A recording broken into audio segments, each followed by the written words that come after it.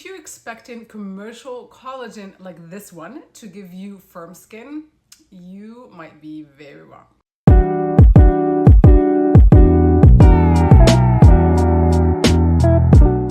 Hello, my name is Nadia. I'm the founder of the Functional Beauty Principles and the Beauty Doctrine.com, where beauty meets health. Today, I'm going to be talking about a topic that is so important because as I talk to my clients day in and day out, everybody's taking all these commercial collagens that you find on, all the shelves of department stores, Costco and everywhere. And that is a huge mistake. A lot of those collagen powders are not even that healthy for you. Bovine collagen, for example, requires a lot of chemicals. They soak all the hides in these chemicals and then they grind it up, and that's what you put in your food. You are basically increasing your toxic load by consuming such collagen powders. And also, even if you find a great collagen powder, which I will recommend, I do curate the very best ones that I'm able to find on my website, and the best ones should be coming from wild caught fish because it doesn't need to be soaked in any chemicals to remove the hair. That, by the way, that's why those hides are soaked in chemicals, to remove the hair. All right, back to why collagen is not even enough. It's a good start, but it's not enough. So if certain nutrients are lacking in your body, you cannot even synthesize that collagen. You cannot make it. And so this video will be about protecting your own collagen, making sure you're supplementing with the right collagen, but also allowing for that collagen creation to even happen in the first place. But first, what is collagen? Why is it important? Collagen is one of the most important elements in our bodies. It is the glue that holds us together. It makes up our gut lining, our arteries, our bones, eyes, ligaments, tissue, skin, all of it. So it's so important. It gets depleted as we age, it breaks down. So very, very important to understand those mechanisms, why it breaks down, so that we can support it, because it's not about skin. Of course, we're all a little vain and we want to look great and have smooth skin, firm skin, but considering a good collagen production and also protection of that collagen that you already have, it's integral to your gut health, because a healthy gut that's not leaky means less toxins leaking into your body. That also means great skin. That also means a healthier brain. So it's all connected. So that collagen needs to be done right. We gotta protect it, and we got to understand how to replenish it and boost it correctly. I'll start by saying to all the vegans that keep asking me what is a good source of vegan collagen, it doesn't exist. There is no such thing as a vegan collagen. So when you find supplements that say vegan collagen, that just means it's some type of supplement, maybe like vitamin C, for example, that can help boost your collagen production. But there is no such thing as an actual vegan collagen. Why? Because just as I explained, we're made of collagen. So are animals. So if collagen makes up our connective tissue, our skin, our bone and ligaments, those very same components are made up of collagen in an animal. And so when we consume those elements from an animal, then we're consuming collagen. And so that's why when you look at commercial collagen, a lot of times it's ground up bones or skin of animals. My very favorite way to get collagen is bone broth. So bone broth is when they take the bones of animals, hopefully ones that are grass-fed, grass-finished, they've consumed a healthy diet. So when you take that bone and then cook it for hours, sometimes it's 24 hours, so it releases all of that pure collagen into the broth, and that's the best and pure source, because that stickiness of it actually seals everything in your body. It seals your leaky gut, for example, strengthening it. Once you strengthen that leaky gut, your entire body is going to be much healthier. Your skin will be more radiant. You'll see less acne, less toxins circulating, and so on and so forth. So my very first pick for replenishing collagen and supporting your own collagen within your body, it's gonna have to be bone broth. As always, I'll be adding all of my recommendations in the description down below. But boosting your own collagen does not have to come from consuming it only. There are so many things that you need to be doing correctly to be able to create and synthesize that collagen. For example, just eating egg whites. Egg whites are phenomenal. I eat the whole egg, but egg whites specifically have proline, which is an amino acid that contributes to the production of collagen. Vitamin C, everybody seems to know this, and pushes for vitamin C. We gotta be careful because, when I talk to my clients, a lot of them are overdoing vitamin C because they hear that it's essential for firmer skin, for boosting collagen, and then they just go to, Walgreens or Rite Aid or Target, and they pick up the first vitamin C that they see, and that's a huge mistake. Especially a lot of the commercial ones, I would say 90% of them, unless it's food-based vitamin C, it is probably L-ascorbic acid, which is generally GMO, made from corn. It's got its own problems. It can actually build oxalates in your kidneys when overdone. So what I hear a lot of nutritionists say, they're stuck on this phrase where vitamin C is water soluble, so it just absorbs, your body absorbs what it needs and then you pee out the rest. It's not that simple. Yes, it's water soluble. It doesn't build up in our tissues. However, it can actually cause oxalates build up in the kidneys. So you never want to overdo vitamin C. And also, too much of a good thing can be a bad thing. Sometimes when you take too many antioxidants, they can actually turn against you. So everything in balance. A great vitamin C options would be foods that are rich in vitamin C. One red pepper can give you more than your recommended average intake of vitamin C. Of course, you find it in citrus fruits. It's in most fruits and vegetables at different concentrations. Kiwis are very high in vitamin C. Plums are very high in vitamin C, but you get my point. If you choose to supplement with it, choose supplements that they're just basically ground berries or ground, there's this one on my website, it's called mangosteen hibiscus, that's really high naturally in vitamin C because it's just herbs or fruits or veggies that have been ground up and you're consuming that concentration of vitamin C. Point I want to make about too much vitamin C.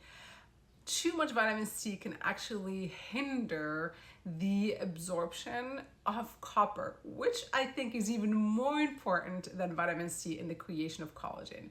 You see how our bodies are like almost this harmonious thing. Everything needs to be in balance. If you take too much of one thing, it's going to affect another. So it's really important to, proceed with caution in your diet and just try to eat a normal, healthy diet that has your fruits and vegetables. It's got your protein from, good or from animals that have been raised with healthy practices, and then a little bit of starch, really. And then supplementation now is important because of depleted soils, but it should be well researched. And I personally, when I supplement, I try to rotate and I skip days. And so I talk to a lot of clients that when I go through their supplements, they have 20, 30 bottles that they're taking, which is insane. I do not exceed 3 or 4 supplements a day,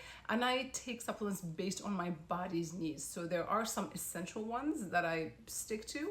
Those are typically 1 or 2, and then there are ones that I'll just maybe take 2 or 3 times a week. You got to be careful and intentional with your supplement intake. You don't want to just jump and start taking whatever supplement that you saw in a commercial or influencers saying that it changed their lives or it grew their hair like weeds or whatever.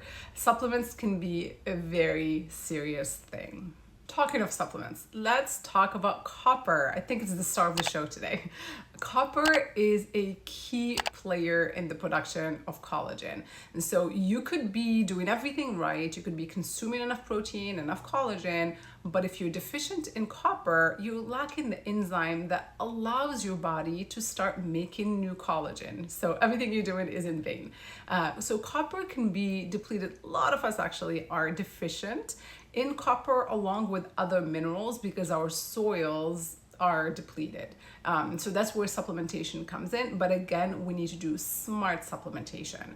A lot of people since COVID have been taking a lot of zinc to strengthen the immune system, but I want you to understand that minerals especially work on an inverse. And so if you have too much of one mineral, it takes away, it blocks the absorption basically of another mineral. So everything needs to be in balance. So we can't just focus on one mineral.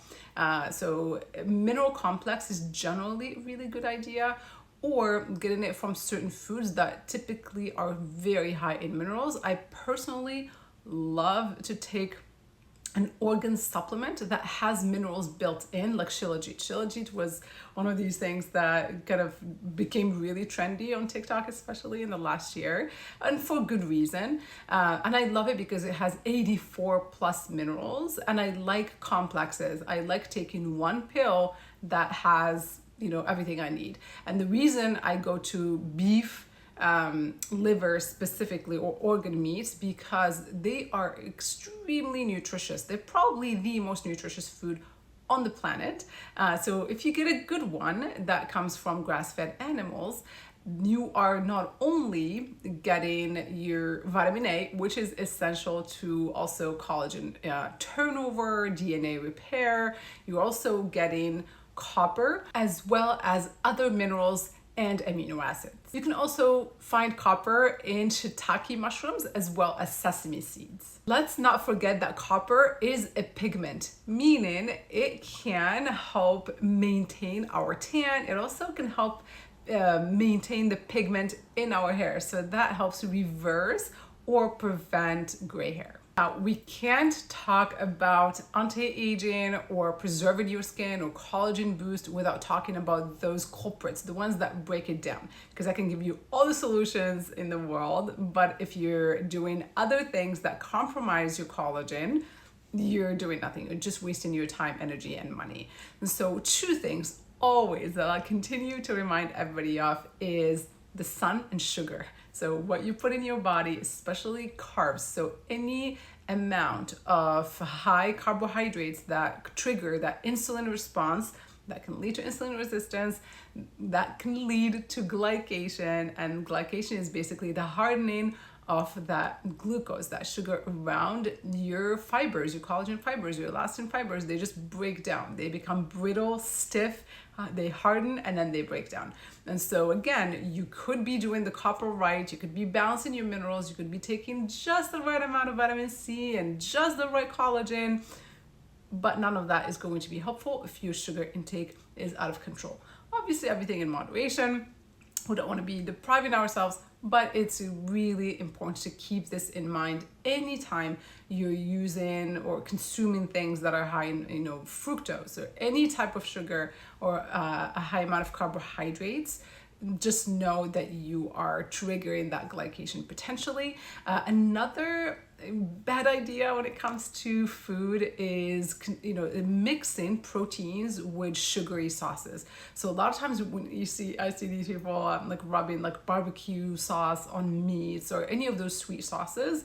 That is the highway. That's the fast track to glycation. So that's really terrible for not only for your skin, but for your entire body. And of course, responsible sun exposure is going to be integral in maintaining our collagen. And notice I said responsible. I didn't say avoid the sun all at once. We absolutely need the sun for energy, for enhanced mood, for vitamin D, for so many different processes in our body. We are energetic beings.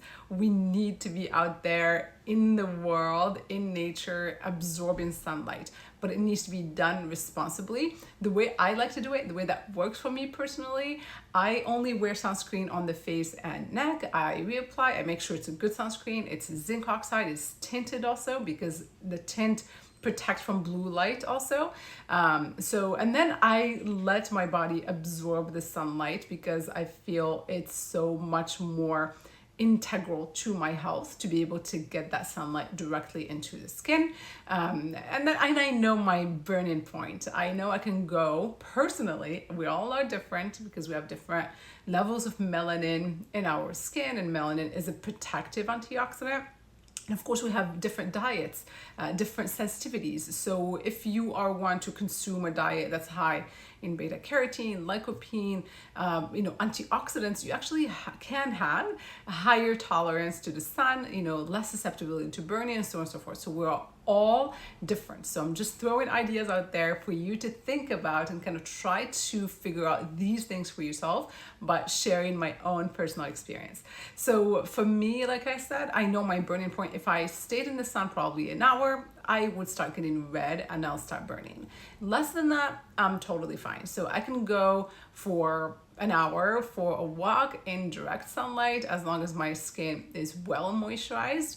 I'm good. I love getting that tan and that natural vitamin D. And then after that, I will apply sunscreen on the body. So to me, that is responsible sun exposure, but always protecting the face with sunscreen, because the face is so much more vulnerable. It's open to the environment 24/7. At least our bodies, we tend to cover them, but our face is always out there. And also, of course, a lot of us abuse our faces with all these actives that weaken our lipid barrier and make our skin so much more susceptible to damage and interaction with the sun. So we really want to take that protective approach with the skin, the facial and neck skin especially. So you want to always be, applying antioxidants first, and then really good zinc sunscreen to give you that adequate protection. And this not only protects from hyperpigmentation, but also protects your collagen from breaking down. Thank you so much for joining me today. If this video was helpful at all, please subscribe, give it a like, a thumbs up. They're the same. Share it with somebody that and come back next week for more health and skincare tips. Until then, be well, be safe, be beautiful. Take care.